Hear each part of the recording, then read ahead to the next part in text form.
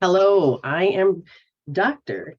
Brenda Power, and that's a PhD in metaphysics. So I know what I'm talking about because it's all about information, learning, putting it into practice, walking your talk. And it's important to begin to understand. Well, people come to me, what is my purpose of life? What is my purpose of life? And they're sitting in a contemplating moment. So what does contemplation look like? Give a second to figure out, what does contemplation look like to you? Oh, I wonder if I should be doing that. I wonder where my life is. Is there an I wonder? Not a what if, I wonder. So tell me, can you understand a little bit what I mean by that? Can you see where you're thinking? Because every day you get up, you're constantly thinking. Are you paying attention to what you think? So think about that just for a moment. So how do you sit there? Okay, just something for a live reading for me and 3 piffs. Oh, I so love it. So think about it. So in her moment, she's giddy. She wants to do something. She's in the giving state. So think about how her giving state would be. So understand, what is it? What do you think? We have 60 to 70,000 thoughts a day. Do you know what you're thinking, what you're doing? Let's look at this. What is your thoughts? See, mine are all over, mine are looking, mine are welcome you all coming here. But there is a spirit talk, a spirit speak that is very important to know what you're doing. So there is the mindsets. I started to discover when you, wait, what? And when I was in my ego mindset, I'd be going, oh, I wouldn't feel the motivation. I would just be wondering, letting my emotions drift to dictate, but I couldn't figure out how to motivate myself. I could give myself pep talks, but you really want that energy. And how do you find that purpose? And well, what I've learned is I resolve to evolve. What's that mean? What needs to be resolved? My life's great, man, if I look at it. But if you look at it through your spiritual mindset, what part of you are you unhappy with? What part of you? I have hurdles, doesn't everybody? That is what you have to overcome. So sitting there and going, oh, life's a bummer. You can heal that. The question is, can you recognize? Some people say, hey, that's just what I do. No, that's what your programs are. If you're consciously paying attention to me, can you consciously choose? Yes. So I teach about quantum law of attraction. And it's important to begin to look at that quantum field. And yeah, see, this is what Spirit put together today. I channeled this through for whatever reason, and it's here. I allowed myself to get into the joy flow instead of the dread flow. I healed the dread flow. I used to have dread. Oh, I got to get up. I got to do this. No, that was a program.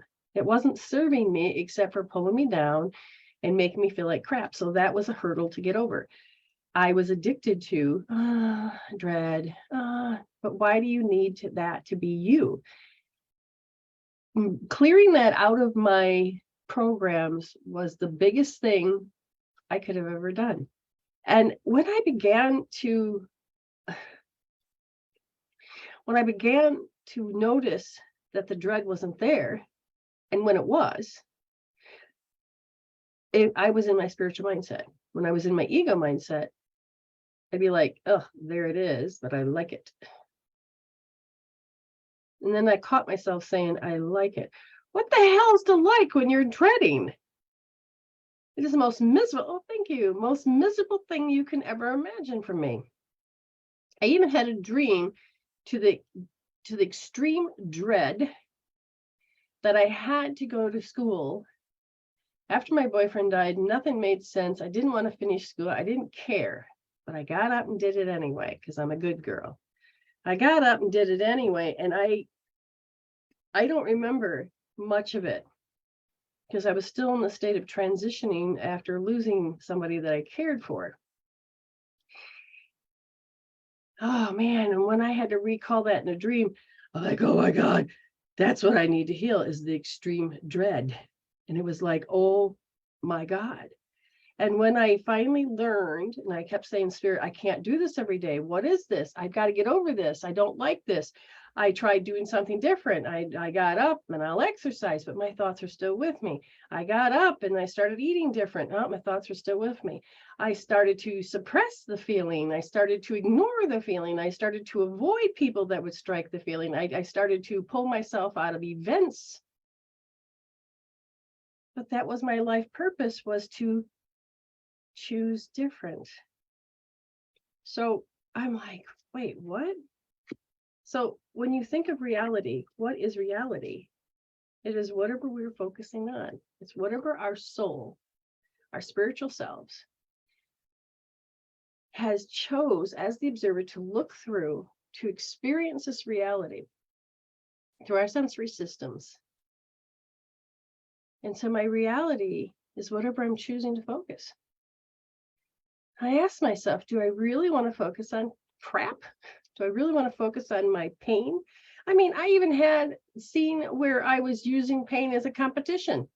I was seeing how people would speak and it was like, suffering was not an option. Suffering was, the in thing. It was what to do to fit in and how to communicate. And then I was like, wait, no, that's not how I want to bond. That's not how I want to be. There's got to be something more to life than that. And so my life purpose was learning how to take those hurdles, resolve to evolve. I had to first notice I can heal that.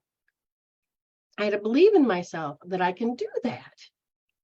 And when I started to catch, I can heal that. And I asked Spirit, how? That was the biggest thing. When somebody tells you to surrender, how do you do that? Let it go. How do you do that? You just can't tell me to let it go. How do you do that? And you do your best to let it go, but the connection of way the brain is shaped with all of the negativity, all of the negative spaces, the brain doesn't have the energy to change it. The brain needs you. I tried exercise, walking out. And so why don't we do more of it? Because it can't be bothered. But there's other emotions that come into play. And so I kept saying, Spirit, you know what? You say there's a power to heal and you can heal yourself. And I need to know the answer. And when I found Reiki, it's like, oh yeah, that's the ultimate answer. No, it wasn't. When Spirit showed me, the meridians and the elements, it was like, whoa, wait, what? How do you work with them?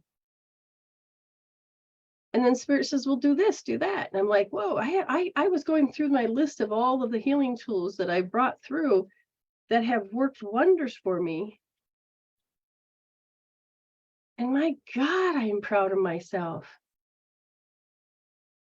And I was like, you did that. You didn't go to somebody else. You went inside and did it for you. You didn't create an addiction. You created freedom. And when I created sanity, it was like, whoa, I needed sanity so freaking bad. I needed my life to make sense when shit would hit the fan, when suffering was all there was. And it was like, no, I can't do that anymore. I became a scared individual, a passive person.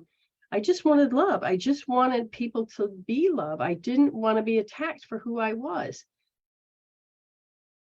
And it took a whole lot of learning of experiences, but it was the healing tools that helped me wake up even further.